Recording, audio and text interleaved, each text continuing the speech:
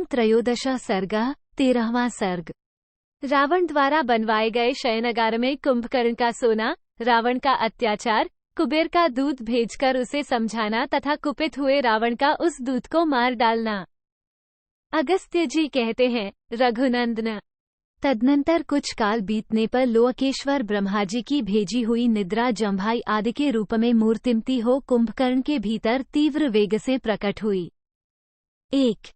तब कुंभकर्ण ने पास ही बैठे हुए अपने भाई रावण से कहा, राजन, मुझे नींद सता रही है, अतः मेरे लिए शयन करने के योग्य घर बनवा दे।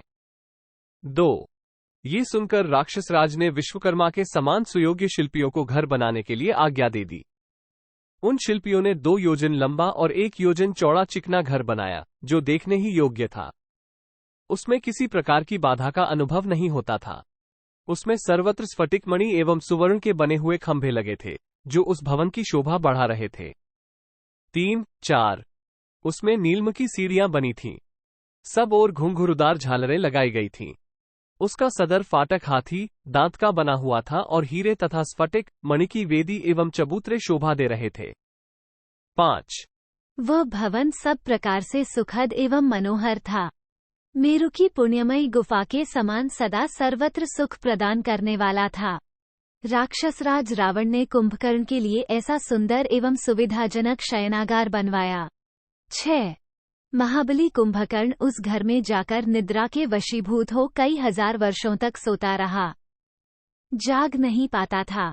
7 जब कुंभकर्ण निद्रा से अभिभूत होकर सो गया, तब दशमुख रावण उच्छृंखल हो देवताओं, ऋषियों, यक्षों और गंधर्वों के समूहों को मारने तथा पीड़ा देने लगा।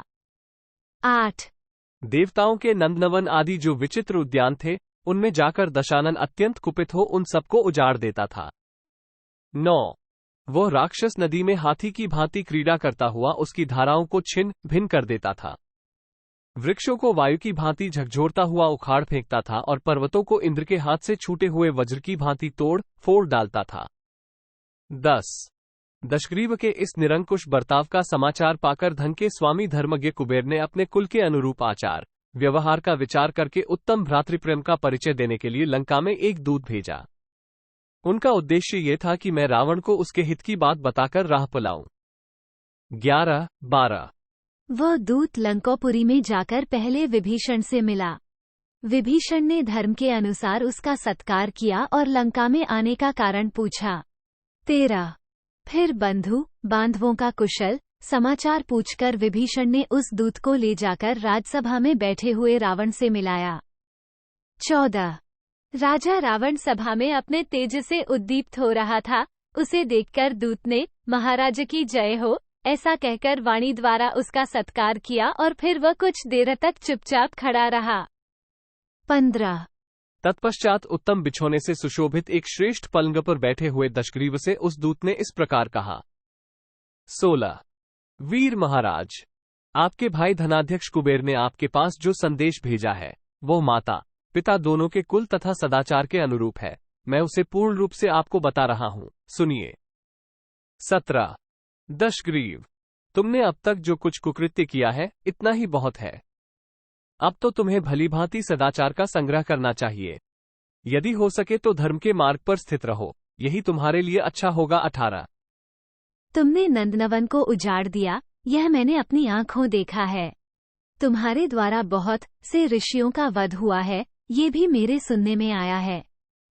राजन, इससे तंग आकर देवता तुमसे बदला लेना चाहते हैं। मैंने सुना है कि तुम्हारे विरुद्ध देवताओं का उद्योग आरंभ हो गया है। 19 राक्षसराज, तुमने कई बार मेरा भी तिरस्कार किया है, तथापि यदि बालक अपराध कर दे तो भी अपने बंधु बांधवों को तो उसकी रक्षा ही करनी चाहिए, इसीलिए तुम्हें हितकारक सलाह दे रहा हूँ। 20 मैं शौच संतोषादि नियमों के पालन और इंद्रिय संयम पूर्वक रौद्र व्रत का आश्रय ले धर्म का अनुष्ठान करने के लिए हिमालय के एक शिखर पर गया था। 21 वहां मुझे उमा सहित भगवान महादेव जी का दर्शन हुआ। महाराज, उस समय मैंने केवल ये जानने के लिए कि देखूं ये कौन है, दैववश देवी पार्वती पर अपनी बाईं दृष्टि डाली थी। निश्चय ही मैंने दूसरे किसी हेतु से विकारयुक्त भावना से उनकी ओर नहीं देखा था। उस वेला में देवी रुद्राणी अनुपम रूप धारण करके वहां खड़ी थीं। 22-23 देवी के दिव्य प्रभाव से उस समय मेरी बाईं आंख जल गई और दूसरी दाईं आंख भी धूल से भरी हुई सी पिंगल वर्ण की हो गई। 24 तदनंतर मैंने पर्वत के दूसरे विस्तृत तट पर जाकर 800 वर्षों तक मौन भाव से उस महान व्रत को धारण किया। 25 उस नियम के समाप्त होने पर भगवान महेश्वर देव ने मुझे दर्शन दिया और प्रसन्न मन से कहा। 26 उत्तम व्रत का पालन करने वाले धर्मज्ञ धनेश्वर, मैं तुम्हारी इस तपस्या से बहुत संतुष्ट हूँ। एक तो मैंने इस व्रत का आचरण किया है और दूसरे तुमने। 27 तीसरा कोई ऐसा पुरुष नहीं है जो ऐसे कठोर व्रत का पालन कर सके। इस अत्यंत दुष्कर व्रत को पूर्वकाल में मैंने ही प्रकट किया था। 28 अतः सौम्य धनेश्वर, अब तुम मेरे साथ मित्रता का संबंध स्थापित करो, ये संबंध तुम्हें पसंद आना चाहिए। अंग, तुमने अपने तप से मुझे जीत लिया है, अतः मेरा मित्र बनकर रहो। 29 देवी पार्वती के रूप पर दृष्टिपात करने से देवी के प्रभाव से जो तुम्हारा बायां नेत्र जल गया और दूसरा नेत्र भी पिंगल वर्ण का हो गया, इससे सदा स्थिर रहने वाला तुम्हारा एकाश पिंगली ये नाम चिरस्थायी होगा। इस प्रकार भगवान शंकर के साथ मैत्री स्थापित करके उनकी आज्ञा लेकर जब मैं घर लौटा हूं, तब मैंने तुम्हारे पापपूर्ण निश्चय की बात सुनी है। 30-31 आधा अतः अब तुम अपने कुल में कलंक लगाने वाले पापकर्म के संसर्ग से दूर हट जाओ, क्योंकि ऋषि समुदाय सहित देवता तुम्हारे वध का उपाय सोच रहे हैं। दूत के मुंह से ऐसी बात सुनकर दशग्रीव रावण के नेत्र क्रोध से लाल हो गए।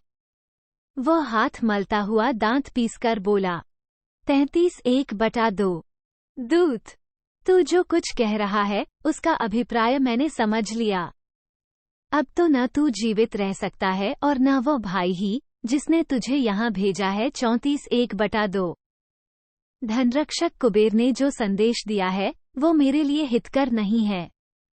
वह मूढ़ मुझे डराने के लिए महादेव जी के साथ अपनी मित्रता की कथा सुना रहा है। 35-1/2 दूत, तूने जो बात यहाँ कही है यह मेरे लिए सहन करने योग्य नहीं है। कुबेर मेरे बड़े भाई हैं, अतः उनका वध करना उचित नहीं है, ऐसा समझकर ही मैंने आज तक उन्हें क्षमा किया है। 36-37 किंतु इस समय उनकी बात सुनकर मैंने यह निश्चय किया है कि मैं अपने बाहुबल का भरोसा करके तीनों लोकों को जीतूंगा। 38 इसी मुहूर्त में मैं एक के ही अपराध से उन चारों लोकपालों को यमलोक पहुंचाऊंगा। 39 ऐसा कहकर लंकेश रावण ने तलवार से उस दूत के 2 टुकड़े कर डाले और उसकी लाश उसने दुरात्मा राक्षसों को खाने के लिए दे दी। 40 तत्पश्चात रावण स्वस्तिवाचन करके रथ पर चढ़ा और तीनों लोकों पर विजय पाने की इच्छा से उस स्थान पर गया जहां धनपति कुबेर रहते थे। 41 इत्यार्षे श्रीमद् रामायणे वाल्मीकि आदिकाव्ये उत्तरकांडे 13 सर्गा 13। इस प्रकार श्री वाल्मीकि निर्मित आश्रामायण आदिकाव्य के उत्तरकांड में 13वां सर्ग पूरा हुआ। 13